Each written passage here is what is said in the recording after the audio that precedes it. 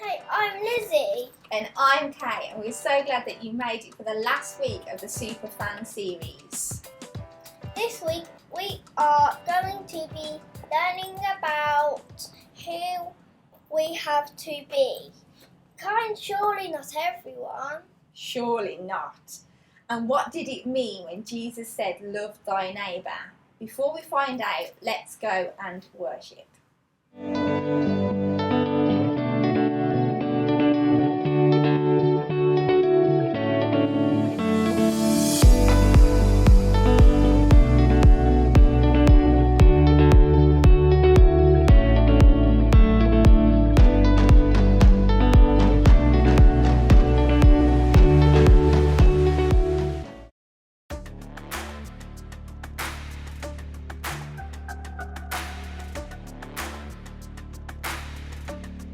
Just the facts of you and me. We don't see anything identically. Oh, it's the truth. Me and you, we feel and do differently. But now I think it's time I walk across these lines. You don't look like me, don't act like me, don't even think a thought like me. But you matter to me, definitely. It don't matter, cause you matter. Kindness fits everybody. Everybody wants kindness. Kindness serves everybody. Everybody needs kindness. Kindness fits everybody. Everybody wants kindness. Kindness serves everybody. Everybody needs kindness. Why do we always run and hide? Pick our sides. Say we tried. Irrationally, we scream and shout. Get it out. We keep our doubts indefinitely. But now I think it's time we walk across these lines. You don't look like me, don't act like me, don't even think a thought like me. But you matter to me, definitely. It don't matter, cause you matter. Kindness fits everybody. Everybody wants kindness. Kindness serves everybody. Everybody needs kindness. Kindness fits everybody. Everybody wants kindness. Kindness serves everybody. Everybody needs kindness. The world we want won't happen in our blindness. No, I'll do my part and meet you here with kindness. 2, 3, 4. You don't look like me, don't act like me, don't even think a thought like me. But you matter to me, definitely. It don't matter, cause you matter. Kindness fits everybody. Everybody wants kindness. Kindness serves everybody. Everybody needs kindness. Kindness fits everybody. Everybody wants kindness. Kindness serves everybody. Everybody needs kindness.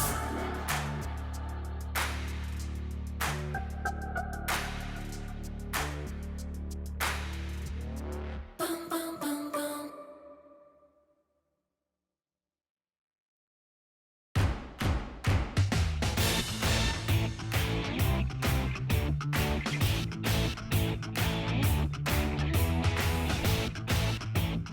What's up, people? I am Haley, and I hope you came to cheer today because I am and always have been a super fan!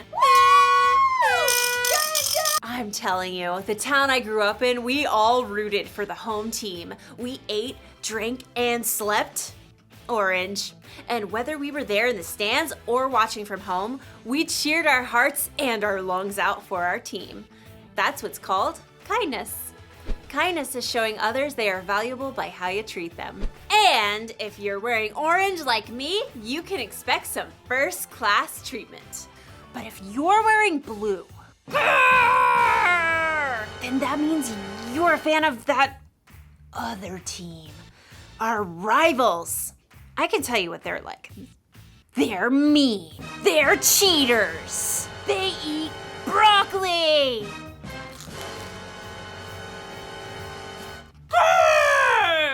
They're pretty scary. I've actually never met one in person, but that's what I've heard. I am not a fan. Not a fan. You know, if I saw someone on that blue team lying on the side of the road, you know what I'd do? I'm actually not sure what I would do. I'm not sure. But today's Bible story will help us know what we should do. Broccoli!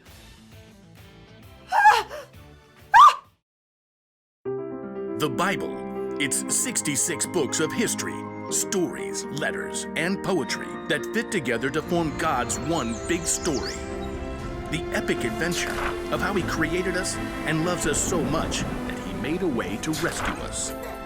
As we travel through the Bible, from Genesis to Revelation, we discover people who met God and found their lives changed forever.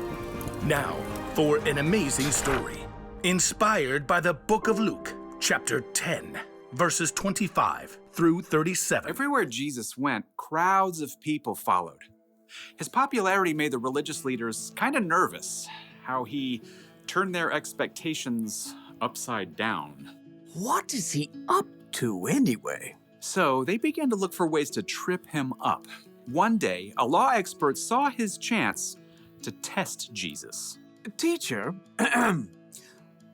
what must I do to inherit eternal life? Jesus turned the question right back on the law expert. What is written in the law? How do you read it? Love the Lord your God with all your heart and with all your soul and with all your strength and with all your mind. And love your neighbor as yourself. You have answered correctly. Do this and you will live. But the law expert wanted to discover the very least he could do to obey the law, so he got tricky. Yes, but really, who is my neighbor? Jesus looked directly at the law expert and he saw what was in his heart. So Jesus began a story. A man was going down from Jerusalem to Jericho. Now, if Jesus were to tell this story today, it might go something like this. There's a man that we'll call Ben, who needed to travel from Jerusalem to Jericho. It was a lonely, rugged road, but he was well prepared. Got my water skin, got my quail jerky, got my snake repellent, got my large number of clinking gold coins. Stick 'em up! Uh-oh, forgot my mace. A band of robbers attacked Ben. They took everything, leaving him half dead by the side of the road. Help! Please, help me. There was no one to hear. The sun beat down. Shadows shifted as the day wore on. At last, he heard footsteps. Through shimmering heat, he could barely see a man in khakis and a blue button-down shirt. In the beginning, let me Google the Greek word for beginning. That'll make me sound more intelligent. The man was a preacher working on his Sunday sermon. Help me. The preacher spotted Ben lying there in the dust, but he immediately looked down at his phone, pretending not to see. Instead, he crossed to the other side of the street, putting as much space between him and Ben as possible. Please. But the preacher was gone. Ben's throat was dry now. He could barely swallow. Finally, he saw someone else. I've got peace like a river, I've got peace like a river, I've got peace like a river in my soul. A worship leader was now trekking down the road. He wore skinny jeans, an unnecessary scarf, and AirPods. Help me. Well, the worship leader definitely saw Ben, but he cranked up the volume on his AirPods and shimmied to the other side of the road as he passed. I've got peace like a river. I've got peace like a river. River, I'm gonna run away. As the man's voice faded away, Ben was left in despair. Shadows lengthened as evening approached. Once again, Ben heard someone coming. Turning his head, he could just barely make out a donkey. Perhaps he could tell from the way the person was dressed that this person wasn't a Jew. He was a Samaritan. Oh no. Jews and Samaritans were enemies. Even though the two groups were related, there was a history of bitter conflict between them, and the Samaritans worshiped God in a different way than the Jews did. Long story short, a Samaritan would have been the last person Ben would have wished to find him.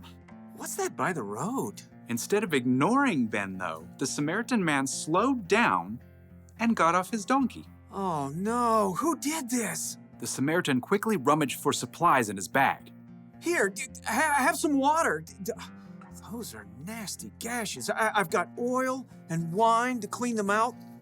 The Samaritan bandaged Ben's wounds and hefted him onto his own donkey. Steady, steady. Hey, wrap your arms around his neck, like this.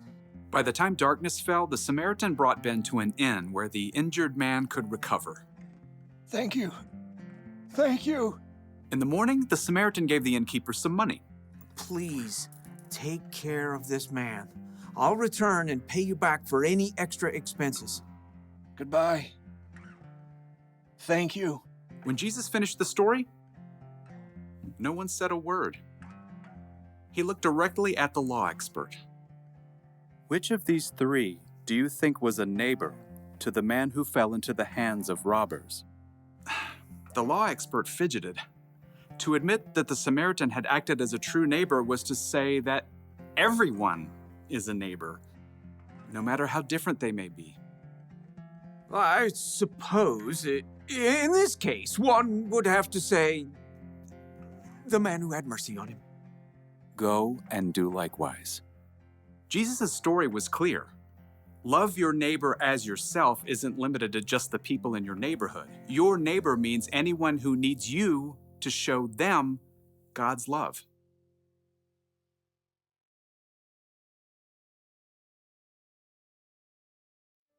So Jesus said to love your neighbor as you love yourself. And who is your neighbor? Well, it's the person who lives next door to you, or in your apartment building, or in your neighborhood, or the town you grew up in, or your country, or your planet. In short, your neighbor is everyone. That includes people who look different from you, people who believe different from you, people who have more money than you or less money than you, everyone. Jesus said we should go and be kind to all of those people. It kind of makes me think of the fans of that blue team. If I'm supposed to be kind to everyone, that includes them. But how? How can I be kind to someone who's so different? Maybe I could try putting myself in their shoes. Whoa. Well, that's a start.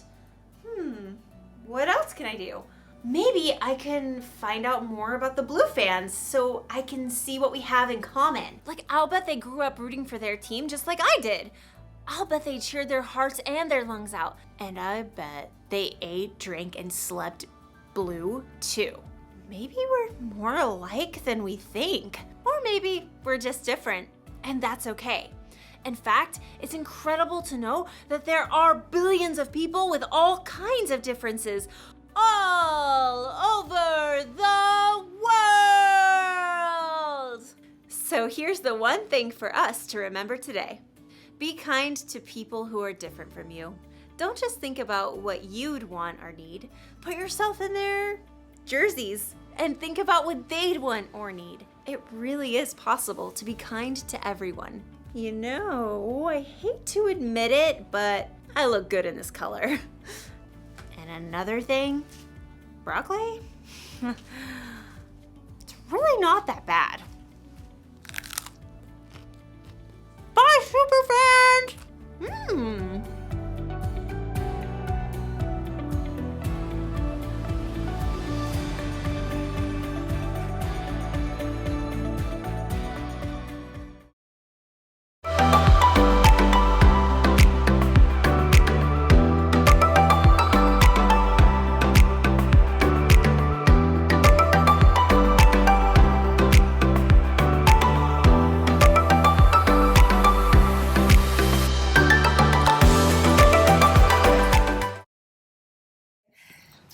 everyone. Jesus wants us to be kind to everyone. He sure does want us to be kind to everyone. Now, if someone is being super mean to you all the time, then obviously that is not fair. So you need to go and find someone you trust and tell them. However, in our day-to-day life, Jesus wants us to be kind to everyone. He wants us to shine Jesus through kind acts. That's it for our Superfan series. Come back next week as we start a brand new series. Bake Off! See you then! Bye!